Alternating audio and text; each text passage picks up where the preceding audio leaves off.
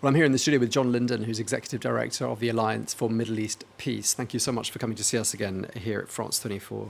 I mean, I think covering this story and watching it as a viewer as well, I mean, it's particularly distressing seeing all these images of the suffering on both sides, it has to be said. And I think the way those images are being diffused around the world, it sort of stands to reason, doesn't it? It's going to really generate yet more hatred on both sides. Yes, absolutely. You can see it happening already. I mean, President Biden alluded to it, going into kind of detail on some of the images that have been circulating on social media sites, demonstrating the severity and the horror of the attack that took place over the weekend in Israel. And then also, I mean, I've been spending the day speaking to Israeli and Palestinian colleagues, and you can see the sort of silos of images that each are seeing. So for Palestinians, their screens are filled with horrific images of the consequences of the most devastating round of airstrikes we've seen in Gaza for many, many years. Of course, Israelis aren't seeing the visceral impact of that on their screens, and vice versa, right? So for many Palestinians, very well-informed ones I've spoken to, I was telling them about what had happened in some of the attacks, for example, at Kibbutz Be'eri, and some of the really horrific videos circulating, and it was news to them because it was not in the Palestinian media sphere. If you think about the way things are here in Europe, we live in these media silos already. You get people who are becoming, with images and ideas amplified without contrary data points. In Israel-Palestine, that is all amped up much, much further because you have the toxicity and the dynamic of conflict. And I do really worry about what it's doing to many Israelis and Palestinians and their view of the other right now. Yeah, absolutely. I mean, it's something I've seen myself flipping between different TV channels in the last couple of days. I mean, very different versions of events, very different analysis and very different lines of questioning. Just going back to what's happening in Gaza, let's have a look at Gaza just to start off with. I mean, the situation there is going to deteriorate really quickly, isn't it? Yeah, I mean, it's already very, very significant deterioration. You can see the ferocity of the Israeli response, which I think everybody expected because of the unprecedented nature of the attack. We already know that when Israel attacks Gaza in response very often to rocket fire, there tends to be a fairly drastic response. That is the norm in this horrible kind of grisly dynamic of Israeli-Gaza escalations over the last 15 years. But what happened this weekend is on another scale completely with regards to the violence visited on Israelis. Also, we have a very, very right-wing government that's now been in power for the last 9 or 10 months, which is yet untested on the Gaza space. So we're in an unprecedented range, or an unprecedented place for two reasons. Israel has never suffered a terror attack on this scale in its history. And this particular government is primed, I think, to deploy violence in a way that we maybe have not seen previous Israeli governments do before. And this evening we heard confirmed from Yair Lapid, who may join a unity government in Israel, that the goal is to take Gaza and to remove Hamas. That has never been a stated goal of an Israeli military operation since the disengagement of Gaza over a decade and a half ago. And what's also new and unprecedented is the fact that Israel has got diplomatic relations with a growing number of countries in the Arab world, was on the brink of establishing diplomatic relations with Saudi Arabia, so we can assume there's dialogue there. Qatar is working in the background. There are a lot more interested parties than there used to be in previous conflicts. To what extent is Israel going to have to listen to its new friends and be perceived to be taking their opinions into account? That is yet to be seen. Again, that's another new dynamic, exactly as you identified. So the hope, Abraham Accords optimists had hoped that these new relationships in the Gulf could be used as leverage to be able to incentivize or disincentivize Israeli action. So we can see, we know that the UAE actually issued a fairly strong condemnation of the original attack over the weekend. That is new. But I would also say that for this particular government, unless a unity government replaces it, but this narrow right-wing government, and also the genuine fear and anger and resentment you feel in Israel right now, and maybe it will subside a little bit over days and weeks, that in a calculus of what's most important to Israelis right now, in the eye of the hurricane, I think some sort of response against Hamas for this action is the most important priority, and diplomatic relations are important, but they're very much second tier.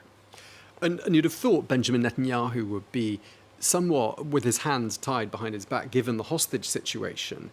But he is nevertheless going ahead with the bombardment of Gaza, the aerial strikes on Gaza, something that he was, Hamas issued a pretty chilling warning about what it was going to do to the hostages.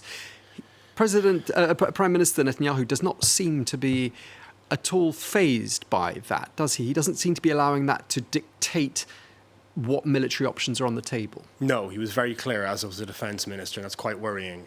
There are upwards of 150 hostages, people are saying, inside the Gaza Strip, as well as, of course, 2.2 million civilians. So that is worrying. Again, you can understand on an emotional level and also a narrow political level why this is the immediate reaction. I mean, just to zoom out, Prime Minister Netanyahu was in a lot of trouble politically before this, surprise attack over the weekend. This now is the most humiliating security and military defeat or operation against the state of Israel, certainly since the Yom Kippur War 50 years ago, arguably in the history of the state. And the Prime Minister will know that when this ends, and God willing this will end, the first order of priority will be a commission of inquiry to find out how such a huge security and intelligence failure took place. And I can imagine, knowing how shrewd a political operator the Prime Minister is, he is working very hard to make sure that his immediate reaction afterwards perhaps compensates for that security failure. Now, the danger there is that overreaction in Gaza will not only result in dramatic humanitarian impact and the death of many, many Gazan civilians, but it will also potentially open up some very dangerous regional dynamics. So you spoke about the potential positive impact of these outside forces in the Gulf and further afield. We also have the northern front with Lebanon, with incursions and rockets and mortars being fired in the last 2 days. We have Syria, a quasi-failed state to the east of that. And we then, of course, have Iran in the Persian Gulf. So if this escalates to a place where we've never seen it before, and a ground operation and reoccupation would meet those criteria, suddenly we have the danger of a regional war breaking out. And I think you heard President Biden several times hint at that being an overriding concern. And there will be many parties with responsibility for that if that's where we get to. Obviously Iran, if they decide to escalate, but Israel should also operate knowing that as disastrous as recent days have been, a regional war will be many, many times worse. So, I mean, really a lasting solution, a lasting settlement has got to be found. I mean, how does Netanyahu, how do his allies bring about some sort of a lasting settlement and make sure that what happened on Saturday never happens again? That is the question, right? So this is such a traumatic and step change event for Israel, for the Palestinians, for the region. I mentioned the Yom Kippur War a little bit earlier. I mean, that was nearly a defeat for the state of Israel, yet by the end of that decade, there was peace with Egypt.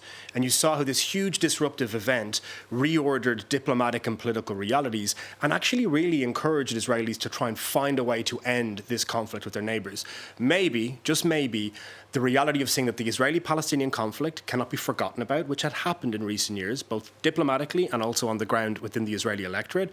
It is unsustainable to have a situation in Gaza that we've had for the last 15 years. It is unsustainable to continue to have military occupation in the West Bank. It is unsustainable for Israel not to figure out a way, not just to manage, but to resolve its 100-year-long conflict with the Palestinian people. And for the Palestinian people, there is a real need to look in the mirror as well, because we have a failed government in Ramallah with the Palestinian Authority, which has lost a lot of credibility amongst Palestinians. And then we have a governing authority in Gaza, which has just committed the most horrific crimes in the state of Israel. So I think we need Palestinians and Israelis to look really carefully at where we're going and say, is that where we want to go? Is that where we want our children to go? And how can we turn, change direction, and point instead towards a path together to build peace and equality for both Palestinians and Israelis?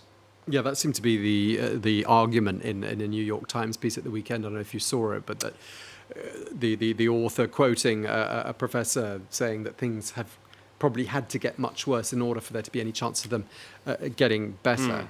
I mean, just going back to what you were saying about this being broadened out into a potentially more regional conflict. Yes. I mean, do you think there's actually any appetite in countries like Lebanon, in countries like Iran, certainly from at a popular level, for their countries to be dragged into what's essentially someone else's war? Well, I am not an expert on Lebanon and Iran, so the idea, I'll give you my observations, but they're less informed than my Israeli-Palestinian ones. My sense is that in Lebanon, it's much like Gaza.